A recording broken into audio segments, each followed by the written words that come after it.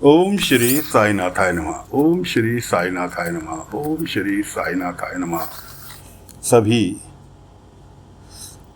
साईं भक्तों को, साथियों को, दोस्तों को, सभी को नमस्कार। कथा प्रारंभ करते हैं। पिछले भाग में आपको सुनाया था कि जी भूमि और शिव, जो कि गूंगा बहरा है, उसको माँ बाप की तरफ से भी, सभी की तरफ से परमिशन मिल गई तमाशा दिखाने की, कठपुतली का। गांव गांव जाकर अब तुकाराम जी ने अगले ही दिन का प्रोग्राम बुक कर लिया। प्रोग्राम की तैयारी जोर शोर से होने लगी। पड़ोस के ही गांव में प्रोग्राम था। तुकाराम जी के जो थे स्टाफ भागने के कारण एक बार तो उनके साथ ऐसा हुआ कि उन्होंने टिकट बेच दिए अपने कठपुतली के नाटक के, और पता लगा जी कलाकार गाया, पब्लिक ने सड़े हुए टमाटर फेंक फेंक के मारे। वही पब्लिक दोबारा आई, कहने लगी तुकाराम जी पिछली बार की तरह तो कलाकार नहीं भागेंगे, ये देखो हाथ में सड़े हुए टमाटर लेकर आ रखे हैं फेंकने के लिए, सोच लो। तुकाराम जी विश्वास दिलाने लगे, नहीं भाई आज ऐसा कुछ नहीं होगा, आप लोग इत्मीनान से बैठो, अभी प्रोग्राम चालू कराते। खैर जी प्रोग्राम चालू हुआ, कठपुतली का तमाशा हुआ, और भूमि ने जो था बाबा की ही जीवन कथा नाट्य मंचन पर कठपुतली द्वारा पेश कर दी। कथा कौन सी? चांद पाटिल की, कि कैसे कैसे चांद पाटिल की घोड़ी बुलाई, उसके बाद चांद पाटिल की आंखें ठीक करी, चांद पाटिल का दिलावर के साथ झगड़ा होना, उसके बाद खाई में चांद पाटिल का कूद जाना, वो उसने अपने कठपुतली के प्रोग्राम से पूरा दर्शा दिया। बड़ी वाहवाही हुई, खूब पसंद किया प्रोग्राम, हर जगह जय जयकार। तुकाराम जी की भी और भूमि और शिव की भी होने लगी। तुकाराम जी ने खूब अच्छी कमाई हुई। पहले ही दिन 50 रुपये निकाल कर दोनों के हाथ में रख के कि लो भाई ये तुम्हारा आज का मेहनताना। 50 रुपये दोस्तों उस जमाने में इतने बड़ी रकम हुआ करती थी कि आदमी 50 रुपये महीना पे काम किया करता था, पूरे दिन पूरे महीने काम किया करता था, तब 50 रुपये मिला करते थे। 50 रुपये रखे दोनों जने खुशी खुशी घर पहुंचे। घर वालों के लिए उपहार वगैरह, किसी माँ के लिए साड़ी, बाप के लिए कुर्ता, इस तरह से सबके लिए खरीदारी करते हुए घर पहुंचे। अब भूमि ने सोचा, क्योंकि बाबा ने उससे कहा था कि खुशी के दिन ज़्यादा दिन नहीं टिकते, जैसे बुरे दिन ज़्यादा नहीं टिकते, इसलिए आगे पीछे का ख्याल करके चलना।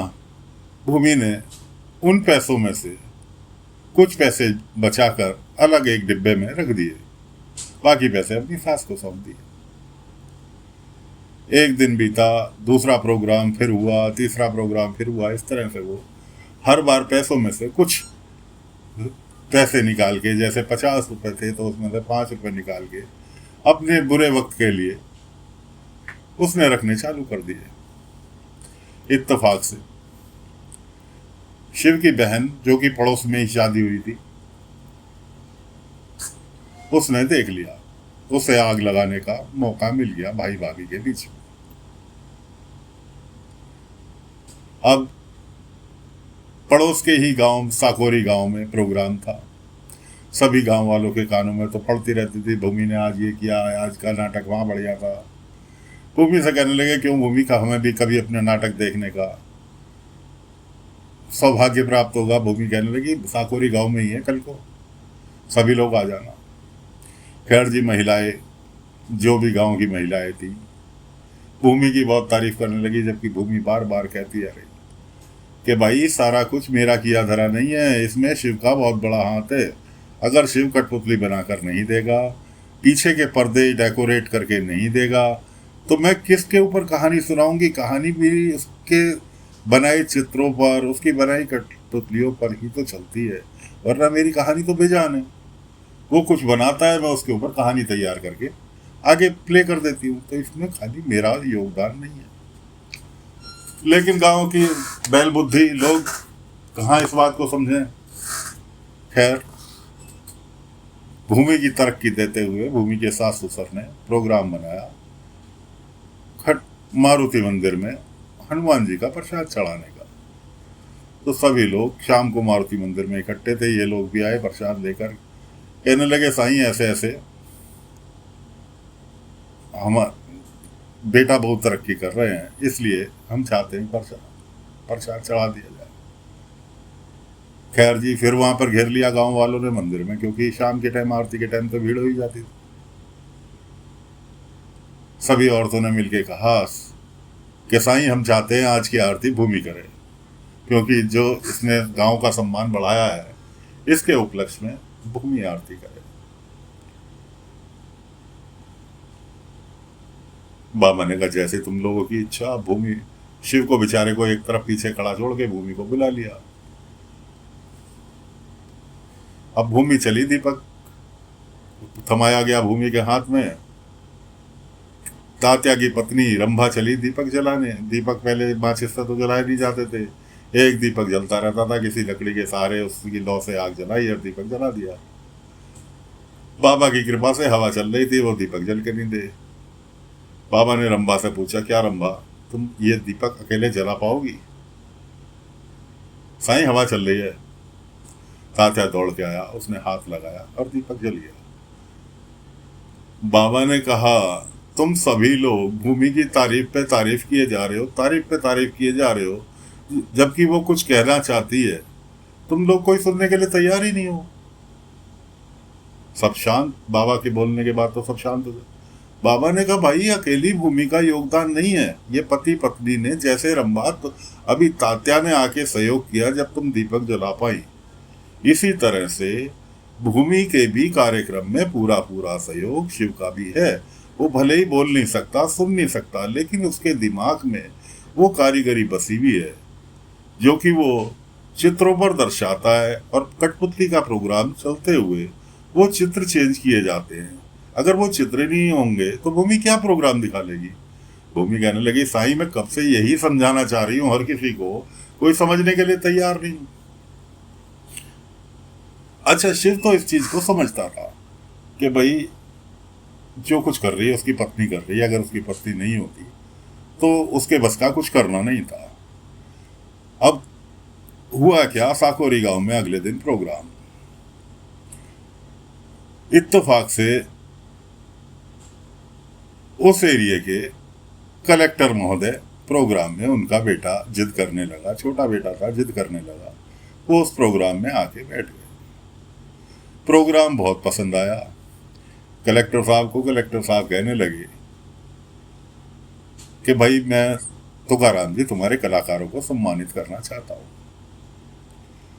भूमि कहने लगी, मैं अकेले सम्मान नहीं लेने की, मेरे पति को भी बुलाओ। पति को ढूंढने गए। पति बेचारे शिव बाबू हीन भावना के तहत वो एक कोने में छुप कर बैठ गए, और उनकी बहन भी आई हुई थी, वो आग लगाने में बरकरार। अब अकेले सम्मान भूमि को ही लेना पड़ा। कुछ नगद राशि भी उन्होंने दी कलेक्टर साहब ने। उनके बेटे ने चित्रकार था, उसने बैठे बैठे चित्र बनाया। भूमि प्रोग्राम कर रही थी। कलेक्टर साहब कहने लगे, भाई आज से पहले मैंने ऐसा प्रोग्राम नहीं देखा, और कुछ भेंट मेरा बेटा भी करना चाहता है। कि क्या भेंट करना चाहता है? उसने, तुम प्रोग्राम कर रहे थे और उसने बैठे बैठे चित्र बनाया, वो तुम्हें भेंट करना चाहता है। खैर जी, बच्चे ने चित्र अच्छा बनाया था। खैर जी, सम्मान किया गया भूमि का, और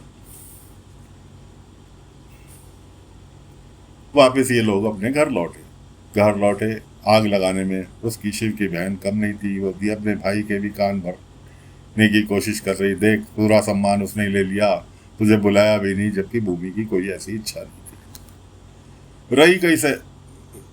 रही सही कसर उसने अगले दिन आके पूरी कर ली।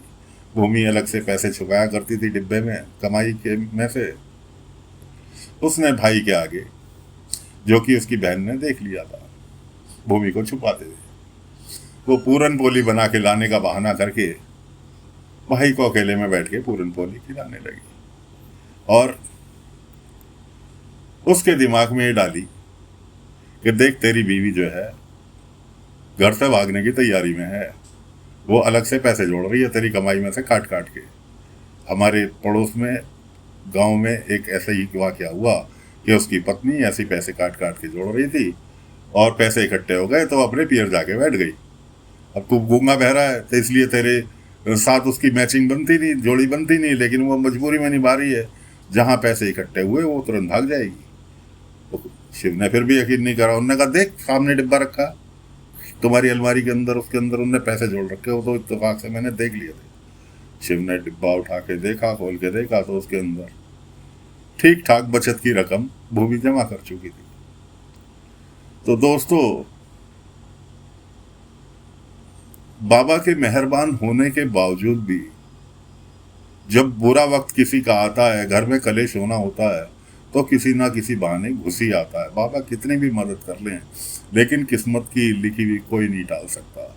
ये बाबा का ही कहना है। हाँ बाबा लेकिन उसको कम कर देते हैं। किसी कोई बुरी आफत आपके ऊपर आ रही है तो बाबा उसको, अगर 100 ग्राम आ रही है तो उसको 10 ग्राम में तब्दील कर देंगे। वक्त तो नहीं डाल सकते, लेकिन उससे कम कर सकते हैं, उस तकलीफ को कम कर देते हैं। तो बहन तो आग लगा चुकी भाई के दिमाग में कि तेरी बीवी तुझे छोड़ के जाने की तैयारी में है। तो फिलहाल साथियों, कथा को यहीं पर विराम दे रहे हैं। अगले अंक में आगे की कथा लेकर फिर हाजिर होंगे। तब तक के लिए आज्ञा दीजिए। ओम साई राम, ओम साई राम, ओम साई।